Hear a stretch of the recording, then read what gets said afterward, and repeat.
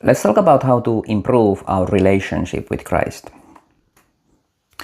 I was watching this clip that I saw of this politics guy, who is some kind of a religious politics guy.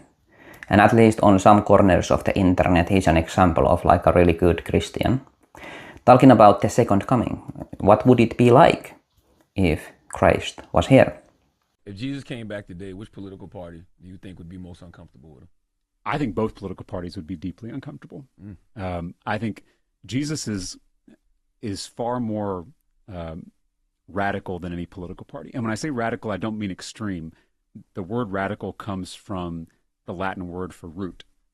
So Jesus goes to the root of our problems, and he calls us to a deeper love, a deeper justice, a deeper peace.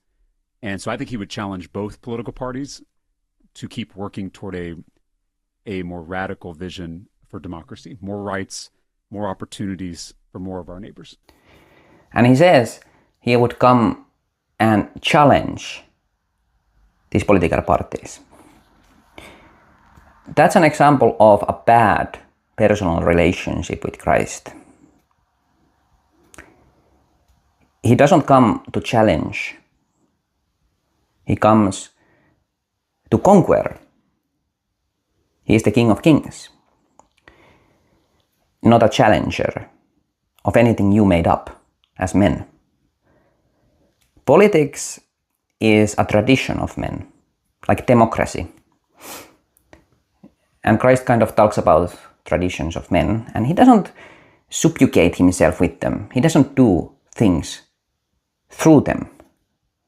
Like the only time he kind of did it was when they were going to the temple and you have to pay to get in, like an entrance fee or something. I don't remember exactly. Maybe it was some kind of an event. And out of politeness, he paid. So that's him doing the tradition, I suppose, in some way. Out of politeness. But when it comes to many traditions of men, he's just not gonna play that game. And that's what politics is. Democracy, dictatorships, some royal bloodline that fancies itself a ruler, or whatever system men have come up with. That's about money and managing a nation, I guess. That's what those are.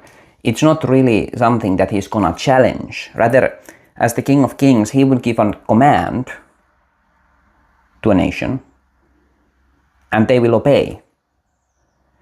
And it's really up to them how they do it. I imagine there's gonna be a lot of fat that they need to trim, a lot of red tape that will be burned. But you see, he's not a challenger.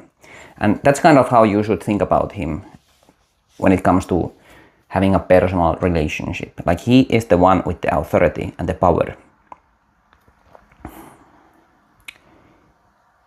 He's already spoken out into the world. His word. That's righteous, that's correct. How we should live. What we should believe. And how those beliefs obviously change our approach to everything that we do. And even what we think. Like believing the prophecies.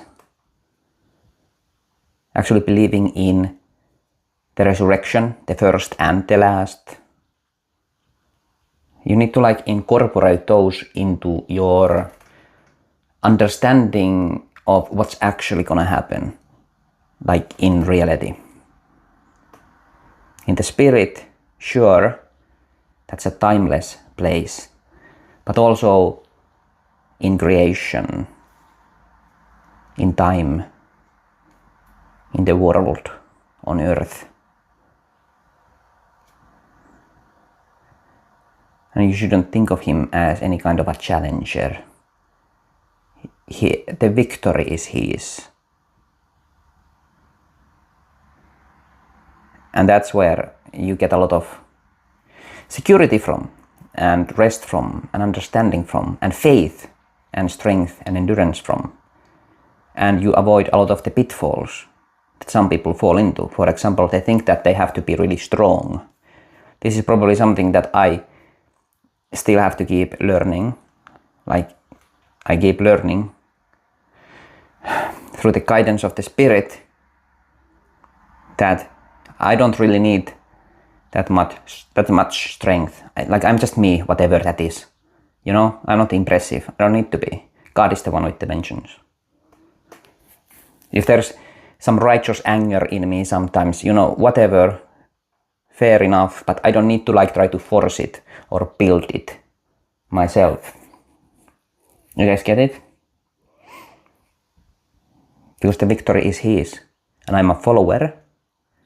I'm part of the winning team. I can have that comfort, that peace,